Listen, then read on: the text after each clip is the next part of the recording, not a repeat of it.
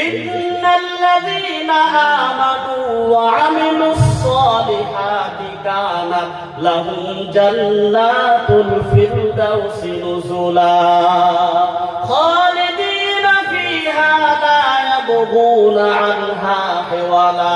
আমার বন্ধুগণ, আল্লাহ পাক বলতেছেন, বান্দা তুই সাকসেস হয়ে গেছস, তুই কামিয়াব হয়ে গেছস।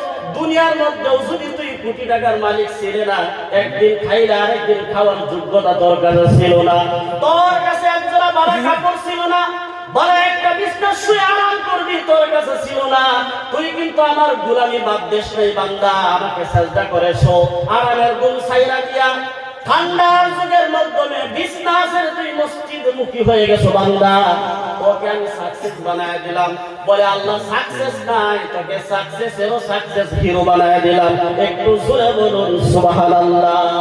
উপহারটা শুনেন আমার বন্ধুগণ। আজকে যদি আমি একজন ভালো মানুষের সাথে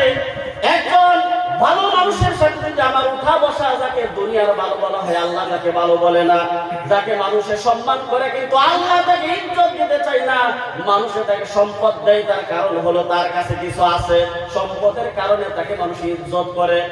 আমার বন্ধুগণ, একটা ঘটনা বলি। বরপাড়ার একজন মানুষ ছিল, একেবারে গরিব, একদিন খাইতো আর একদিন খাওয়ার তার কিছুই ছিল না। এই মানুষটা অল্প অল্প করে একটা বিজনেস আরম্ভ করলো। কোন বিজনেস? যে বিজনেসটাকে আমরা আগে হারাম কইতাম, এখন এটা ইংরেজি শব্দের মধ্যে যায় গেছে।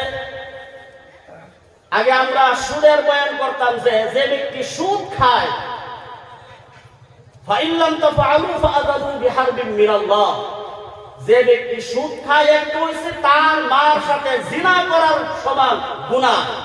দ্বিতীয় হলো যদি এর পরে হয়ে সুদ ছাড়লো না, কইছে যে আল্লাহ পাকের কাছে, আল্লাহর সাথে, নবীর সাথে তুমি যুদ্ধ করার কারণে তুমি তৈরি হয়ে যাও, প্রস্তুত হয়ে যাও।